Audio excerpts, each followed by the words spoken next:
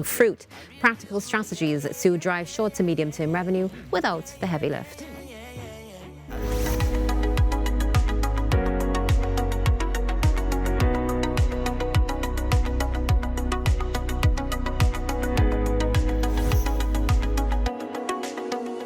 Inside your spotlight this morning, Mwale Henry, Executive Leadership Advisor, joins us via Zoom. Good morning to you, Mwale. Good morning to you and good morning to your viewers.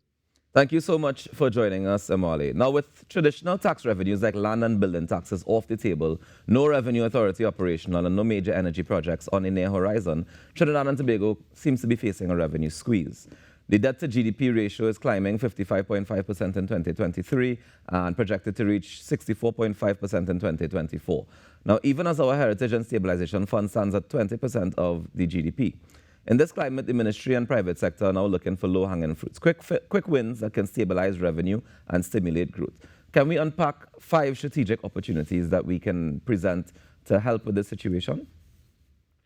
Well, great choice of words, low-hanging fruits. That concept was first introduced, I believe it was in 1859 by George Eliot in his novel.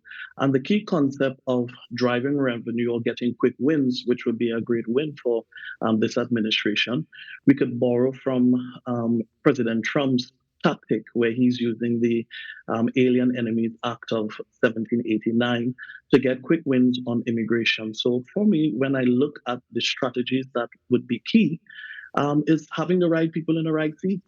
The Honorable Prime Minister Kamala Prasad took the time to ensure that she not only reorganized the cabinet, but have the right people in the right position. So when we talk about fiscal revenues, you're looking about when you are in a fiscal storm, you don't need passengers, you need pilots. And one of the key positions the Honorable Prime Minister decided to appoint was MP Dave Tanku as the Minister of Finance. What some people may not know is that MP Tanku was the chief economist in the office of the leader of the opposition. So he has a unique position and a unique view of the policy position for this administration. And he also had an oversight role of the Public Accounts Committee as the chairman. So he has intimate view of how the state sector works, what are some of the shortfalls or pitfalls, and what would be some of the key positionings that are required. And double with that, he's been paired with an existing ministry, but with an additional key function, which would be what once planning and development, but now it's called planning, economic affairs and development, which is Dr. Swarat Singh, who was a former minister. And he's bringing his key consultancy to the bear to bring forth some of the quick win strategies to really capitalize some of the key investment projects. And for me, that is a key position. Having the right people in the right seats will give you the quick wins that you need. All right, so that's one of the strategic opportunities that can present themselves, having the right people in the right seats. Let's talk a little bit about loan financing, for example.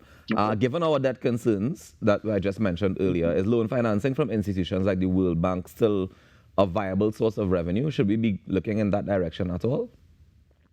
Well, the conversation currently around that discussion could be a bit misconstrued. Not all loans are created equal, and not all World Bank deals mean austerity. So while some people associate the World Bank with the IMF style of belt tightening, the truth is Trinidad and Tobago has had a long-standing relationship with the World Bank.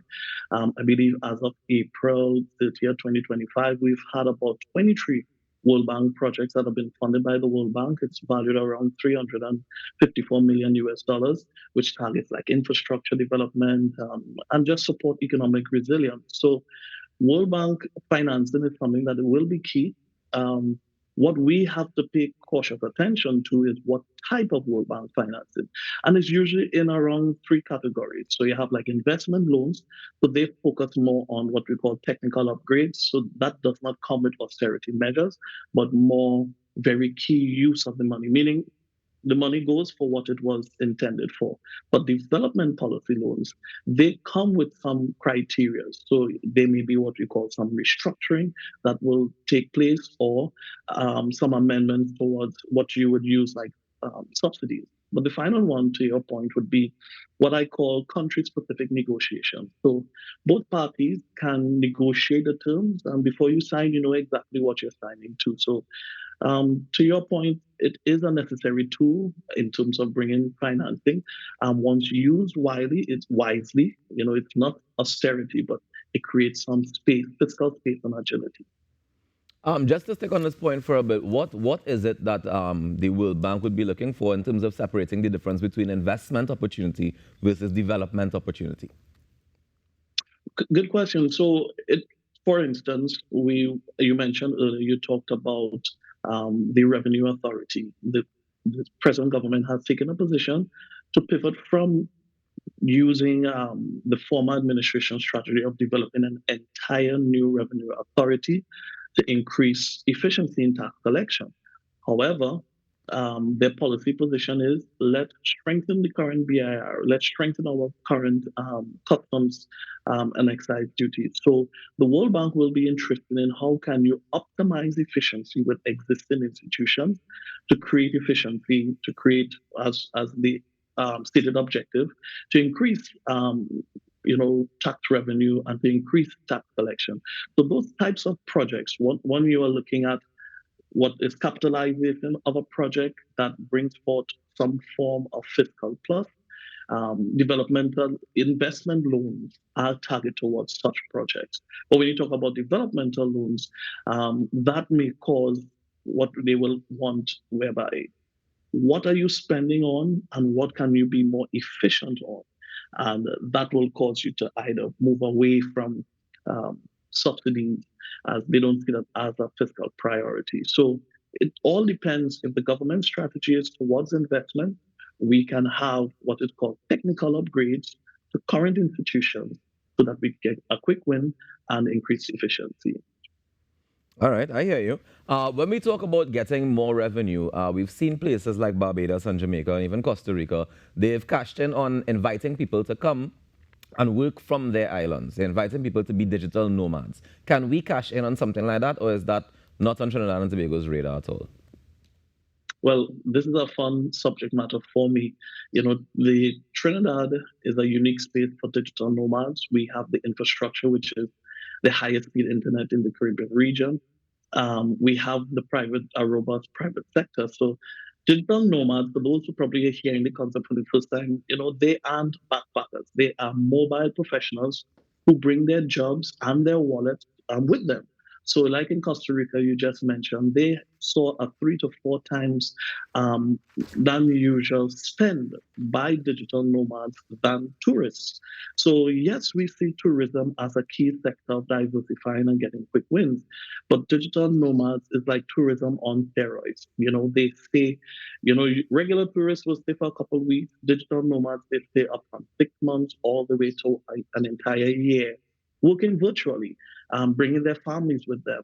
So, for instance, let's look at the Barbados experience. You know, they have started that experience, and they have had around 3,500 registrants who started the digital nomad, and they were able to raise $6 million just by persons taking the opportunity to come and work in Barbados. So, likewise, Jamaica. So, we can capitalize on that. It's a low-hanging fruit, and you know what it requires?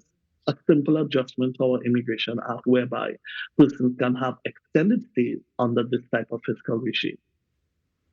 So would it be that they would need to have some sort of a different type of visa or some sort of a different type of visa?